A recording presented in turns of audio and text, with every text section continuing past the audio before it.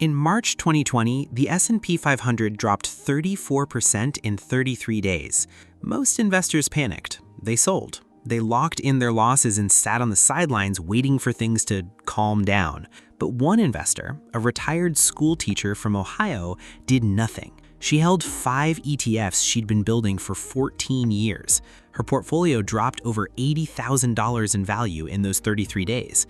She didn't sell a single share. 12 months later, she was up more than the losses she'd suffered, and she was still collecting passive income, automatically, without touching a thing. Here's what most people miss about that story. It wasn't about courage. It wasn't about discipline.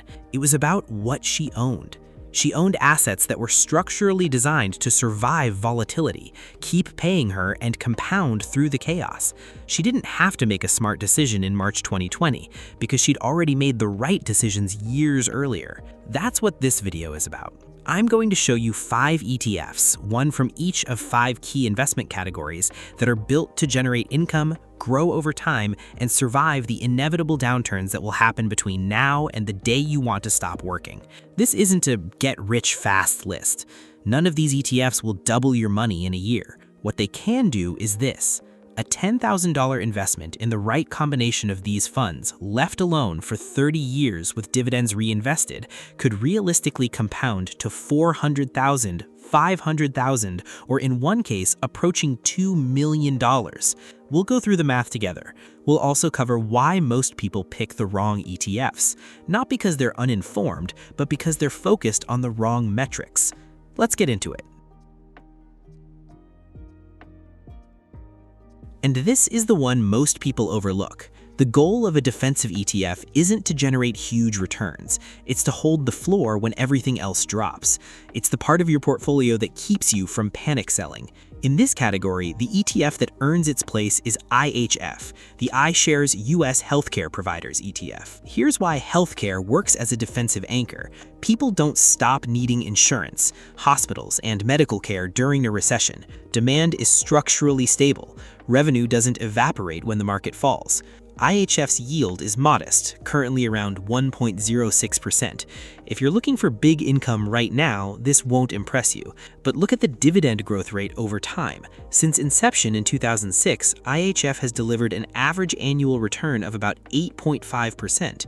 And because this ETF concentrates on healthcare providers specifically, companies like United Health and CVS, it tends to hold up better during economic stress because the underlying demand is non-discretionary. The income story here is really about compounding over time, not yield today. The dividend IHF pays you in year 1 might be modest, but because it's tied to businesses with durable pricing power, insurance premiums, pharmacy benefits, hospital billing, that income grows consistently. The trade-off, IHF is concentrated. Its top 10 holdings account for over 73% of assets. That concentration creates volatility. It's had drawdowns of around 28% in rough patches and can take nearly a year to recover fully. But if you understand that going in, it doesn't scare you. Healthcare providers aren't going away. The demand is permanent. The volatility is the price you pay for the stability of the underlying business model. IHF earns its place in this portfolio not as an income generator today, but as a structurally stable foundation, the kind of holding you can own through volatility without second-guessing yourself. ETF number 2, income, SCHD. The second category is income, and this is where I see the most confusion.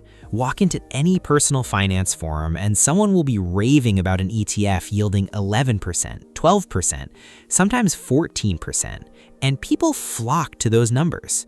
Here's the thing, yield is not income. Yield is a snapshot. What matters is whether that income is growing, sustainable, and keeping pace with inflation over 20 or 30 years. Take a fund like MORT, which tracks mortgage REITs. The yield looks incredible on the surface, over 11%, but its dividend has been shrinking at roughly negative 3.6% per year over a decade, and its share price has fallen on average over that same period. You're collecting income while the asset underneath it quietly disappears. That's not a passive income stream. That's a slow bleed. SCHD, the Schwab US Dividend Equity ETF, is the fund that gets the balance right. Its current yield is around 3.2%. That's meaningful income immediately. But more importantly, SCHD's 10-year dividend CAGR is approximately 10.7 to 11.5%, depending on the period measured. That's a dividend that has nearly tripled over the last decade, from roughly $0.35 per share in 2015 to about $1.05 per share by 2025. At that growth rate, the income doubles roughly every 6 to 7 years. You're not just earning, you're earning more every single year. The total 10-year annualized return with dividends reinvested has run about 13% annually. That means $10,000 invested 10 years ago in SCHD is worth around $34,000 today, with an increasing stream of income the entire time. Look at the current holdings. Texas Instruments, Qualcomm, United Healthcare, Coca-Cola, Merck, Chevron, Procter & Gamble, Amgen. These are companies with durable free cash flow that have been raising dividends through recessions, rate hikes, and pandemics. The portfolio has never cut or frozen a dividend since SCHD's launch in 2011, not once. On a $10,000 investment, year 1 produces roughly $320 in dividends.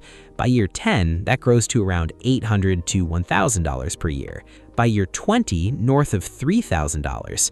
And by year 30, with dividends reinvested, the portfolio itself could be worth well over $400,000, generating over $20,000 in annual income. That's what growing income looks like. The yield you start with matters far less than the trajectory. The next 3 ETFs are where the compounding starts to accelerate. ETF number 3, Global Diversification, FNDF. Most investors are 90 to 95% invested in the US market, which makes sense. It's been the strongest equity market of the past few decades. But single country concentration carries a risk that's easy to ignore. What happens if the US market goes sideways for a decade? It has happened before. Between 2000 and 2010, the S&P 500 returned essentially zero. 10 years, nothing. Meanwhile, international markets have had their own 10-year long runs where they significantly outperformed. Right now, in 2026, we're actually seeing international stocks outperforming the US for the second consecutive year. A reminder that geographic diversification isn't just theory.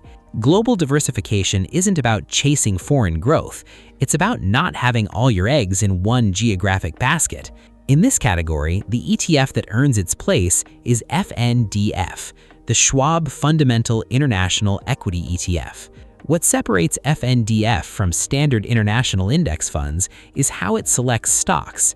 Instead of weighting by market cap, which tends to overweight expensive, overvalued companies, FNDF weights by fundamentals: sales, cash flow, dividends, and book value. It favors companies that are actually profitable, not just popular. The ETF holds nearly 900 companies across industries like financials, industrials, healthcare, consumer goods, energy, and materials. Top positions include Samsung, Shell, Total Energies, Glencore, and Toyota. Its top 10 positions make up only about 14 to 15% of assets, far less concentrated than most ETFs. The numbers: a trailing dividend yield of approximately 3.0 to 3.4%, and a 10-year annualized total return of roughly 9.3 to 11.7%. Sources vary by measurement period, but the direction is consistent. Over the past year alone, FNDF returned over 38% with dividends included, reflecting the current tailwind for international value stocks. Its volatility is lower than many international peers. During market declines, it historically loses less than the overall international market, and it has recovered relatively quickly from its drawdowns. On $10,000 invested, with dividends reinvested and compounding over time, the 10-year projection approaches $24,000 to $30,000 plus, growing further from there. The international diversification isn't just about returns, it's about resilience when the US market enters one of its inevitable flat periods. ETF number 4, Market Exposure, SPY. The fourth category is market exposure, the backbone of the portfolio. You've probably heard of all 3 candidates here: SPY, QQQ, and VTI. QQQ has delivered strong raw performance over the past decade, but roughly 60% of it is concentrated in technology and communications. When sentiment shifts, the drops are sharp and deep. It's an accelerator, not a foundation. VTI owns the entire US market, over 4,000 companies, maximum diversification, but it also includes thousands of small and mid-cap stocks that add noise without meaningfully boosting returns. You're diversified, but you're also diluted. SPY tracks the 500 most profitable, most dominant businesses in the US economy. Apple, Microsoft, Amazon, Nvidia, Berkshire Hathaway, companies that generate real cash in real businesses through every market cycle. The dividend yield is about 0.97%. The income story here isn't about yield, it's about price compounding. Over the last 10 years, SPY has delivered an annualized total return of approximately 15 to 15.6%, with dividends reinvested. That's significantly stronger than the long-run historical average of about 10.5%, reflecting a decade that included massive gains in 2019, 2021, 2023, 2024, and 2025. A $10,000 investment in SPY 10 years ago is now worth roughly $42,000 to $43,000. It moves with the economy, it compounds consistently, it has recovered from every single drawdown in its 30-year history, including a 34% drop in 2020, a 19% loss in 2022, and the 55% crash of 2008-2009. This is the engine of the portfolio, not the flashiest, but the most reliable. ETF number 5, Concentrated Growth, VGT. The fifth category is where most investors either overexpose themselves or ignore it entirely. Concentrated growth. This is the part of the portfolio where you're intentionally accepting more volatility in exchange for the chance at significantly higher long-term returns. The ETF that does this best is VGT, the Vanguard Information Technology ETF. VGT is concentrated by design. Its top 10 holdings, Nvidia, Apple, Microsoft, Broadcom, and others, make up roughly 54 to 60% of the fund. That's not a flaw, that's the point. Over the past 10 years, VGT has delivered an annualized total return of approximately 24 to 25%. For perspective, $10,000 invested in VGT 10 years ago is worth roughly $85,000 to $90,000 today. Total 10-year return over 849%. The upside capture ratio is about 139 to 140%, meaning when the market goes up, VGT tends to go up considerably more. Since inception in 2004, VGT has returned about 15% per year total, turning $10,000 into over $228,000. The income is minimal, a trailing yield of around 0.33%. This is not an income fund. Everything here is about price compounding. The volatility is real. In 2022 alone, VGT fell nearly 30%. Drawdowns regularly reach double digits. In 2008, it dropped over 40%. This is not a fund you watch every day without nerves.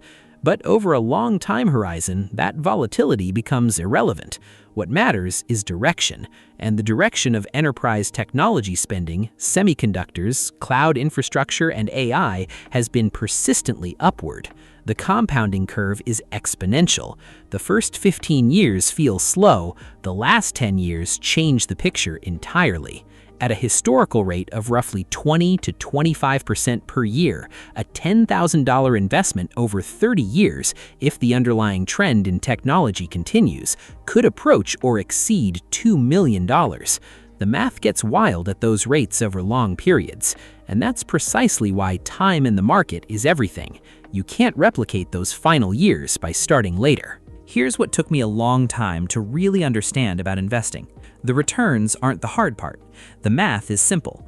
Buy quality assets, reinvest the dividends, don't sell when things get uncomfortable, and time does most of the work. The hard part is staying the course when 34% disappears in 33 days. The hard part is resisting the urge to do something when the market is falling. That school teacher didn't outperform because she was smarter. She outperformed because she owned the right things, understood what they were built to do, and trusted the system she'd built. You don't need perfect timing. You don't need to predict the next crash. You need 5 solid ETFs, a long enough runway, and the patience to let compounding do what it does.